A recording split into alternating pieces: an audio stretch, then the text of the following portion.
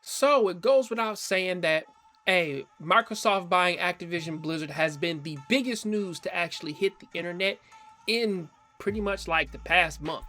All that other crazy drama stuff, like live with other YouTubers and Twitch streamers, all that is nothing in the light of this big news, which is actually changing the entire gaming industry.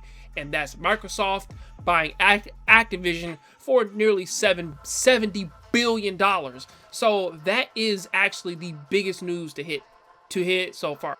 Find my book! Find my book! Find my book! For those of you out there who don't know, with this buyout happening, every single IP that has been under the title of Activision, and pretty much most of the recent and big names of today, they now belong to Microsoft. And those go from Candy Crush to World of Warcraft, StarCraft, Overwatch, Hearthstone, Diablo, Tony Hawk, Spyro the Dragon, Skylanders, Guitar Hero, Crash Bandicoot, and also, of course, Call of Duty. Now, honestly, the big one here is Call of Duty, because everybody's kind of looking at this whole thing of, well, Call of Duty is actually the biggest first-person shooter on the market today. Like, this is our generation's Halo, right? So now, like, that or at least Microsoft owns two of the biggest first-person shooters, like, in the market today. Halo, well, being like that is the most well known, and now you have Call of Duty, which is the most profitable one. So now the big question is, will Call of Duty and pretty much most of the other titles in which that come out now, will they be Xbox exclusives, or will they still honor the contracts and have them be on both Sony and also other platforms? Of course, because of course it'll be on PC. I mean, come on now. Like, the Xbox store, the Windows store, all the other stuff, it's gonna be on PC. But will it be on other consoles? And honestly, to be fair, with the contracts in place, and honestly the fact that you can't have anything without competition, because regardless of whatever Microsoft does, Phil Spencer respects Sony enough to where that he's not gonna go against the contract in which that he and pretty much a previous business in which like that they just bought has contracts honoring the fact like that of course the older games, but possibly newer games in the future will also come out on up on the PlayStation, or better yet, like even the Switch for Nintendo. So there's a possibility that this is going, man, to keep going. But honestly, with all of that though, there's another side to this like that I really want to talk about. You have the light side of things, which is looking exclusively at the IPs which that which that I listed off earlier. From all of those games, right? Literally, for as popular as what Call of Duty is, for that to be the GTA of first-person shooters, like at this point in its history, you know what I'm saying? That game really only hinges on one thing, and that's its multiplayer. And pretty much, you know what I'm saying, like that, you know, for as good as it is, right, and as crazy as the community is, Valorant, not so much Rust, and but I will say Rust, and what was it, Rainbow Six Siege. Like those are some competition which pretty much have been showing a lot more promise than what Call of Duty's kind of have been coming out as of late. I think the new one is Call of Duty Incursion, I believe, and yeah, the multiplayer is good in it. I've seen a few people playing it, but I really don't see people really trying, man, to push it. And also Overwatch is pretty much, you know, in the it's in the stocks now. So there's pretty much not much you can do with Overwatch aside from maybe give it a story mode, maybe, or try to reinvent it to where like that people can garner some interest in it again. But you know, other than that though, it's like from all the IPs and which like that they have, Crash Bandicoot it just had a game. I believe Spyro just got a remaster. Guitar Hero, I would like to see that again and not live on obscure streams, but you know, Skylanders, I'm not too familiar with that, but from how it is, like, yeah, like that, like it had a push for quite a while. Tony Hawk, I mean, the skating games can come back, just don't make them buggy, because they have time to work on those now. Diablo's looking really good. Hearthstone is really good. StarCraft has been strong like since that game came out, so they don't gotta worry about that, along with Warcraft and Candy Crush. So pretty much like the most like that we will see from all of these new IPs is that we'll probably see them up on Game Pass, or we'll probably see them like in the Microsoft store. We'll see a bigger push for a lot of these IPs, and they'll get a lot more love now than what they were getting when they were under Activision Blizzard. So there is that. So that is the positives there. That basically we get to see these games more. But there's a dark side to this too.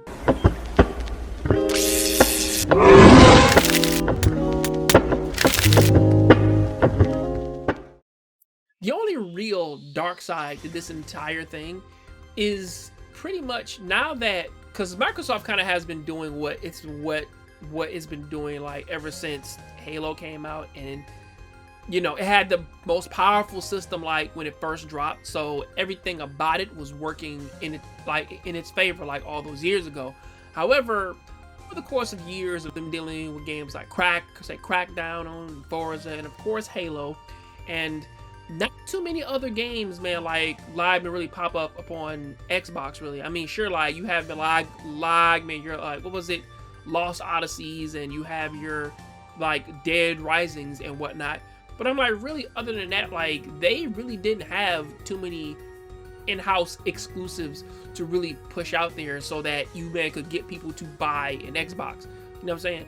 So when you really think about it, and it's like, yeah, wise move, buying up your competition and then basically slowly but surely turning like some of their IPs into exclusives, or you running the ship on those IPs now.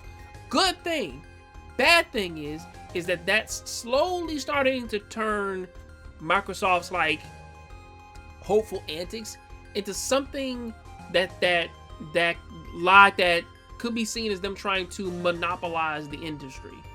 I mean, because literally the only real competition, because I've said this numerous times, the biggest industry to really get into is the gaming industry, and literally the only reason, man, why Microsoft, Sony, and Nintendo are literally like the biggest ones is because, you know, just like most people, they are the, or at least like, it's not, so like this isn't shocking news, but they are the manufacturers of the industry itself. So therefore, for them having consoles, they really stand above everybody else. But all of these companies, on the other hand, the fact like that, they put out a good game here, a good game there, and believe me, we have seen this in the past with pretty much EA, of them taking up Visceral Games and whatnot, and then trying to charge some of the IPs, and then kind of snuffing them from existence when they don't meet a quota.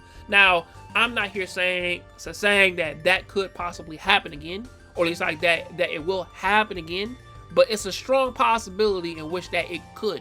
And because that it pretty much could, you know, we could slowly start seeing this kind of become a problem, to where like that they buy up a company, they get some IPs, then they don't meet a market share, then they snuff the whole company and the IP.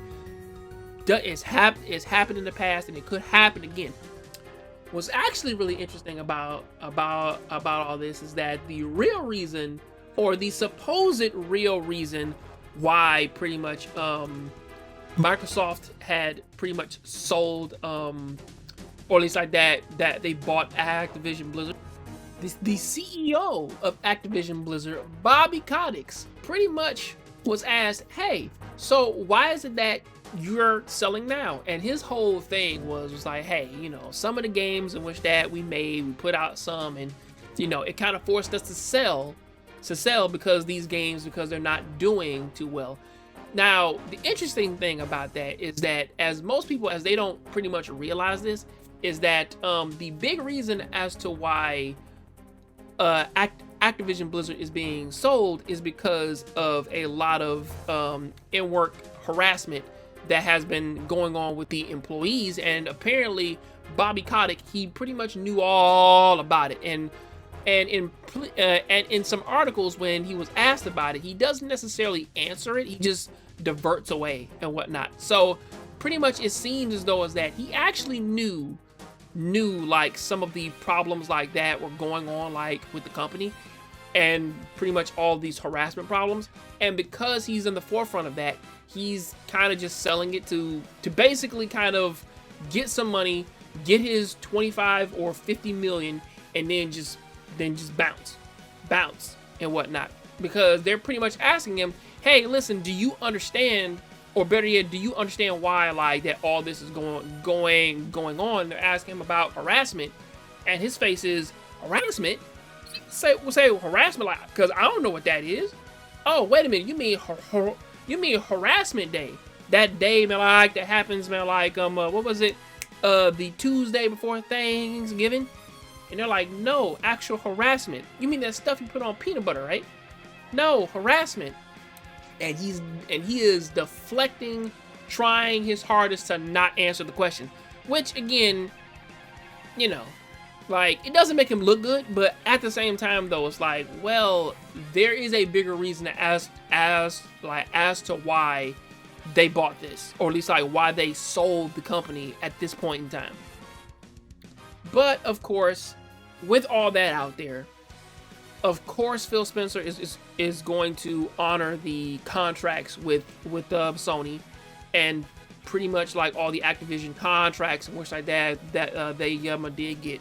Now the big talk is coming from when these actually expire. Like, when do the contracts, like with these games, when do they expire? And when they expire and they become Xbox exclusives, will we still see a Call of Duty on a Sony system? That's very difficult to say, but from what I understand though is that the thing that's actually keeping us buying most of these games and them making, well, technically at this point, because like that they are making money from it being on Sony consoles now, pretty much I say let them have it, because at this point, you know, like now I believe Sony has to pay them in order to, or better yet, like that they have to strike up a different deal every time like that they put out a new game now. So like that, if it pops up on Xbox and it popping up on Sony, it's still a lot of press for Sony. I mean for Microsoft. So, but that is what I have to say about that. I'll catch you guys on the next Jongravesshow. Please keep watching anime, keep playing video games. I'm out.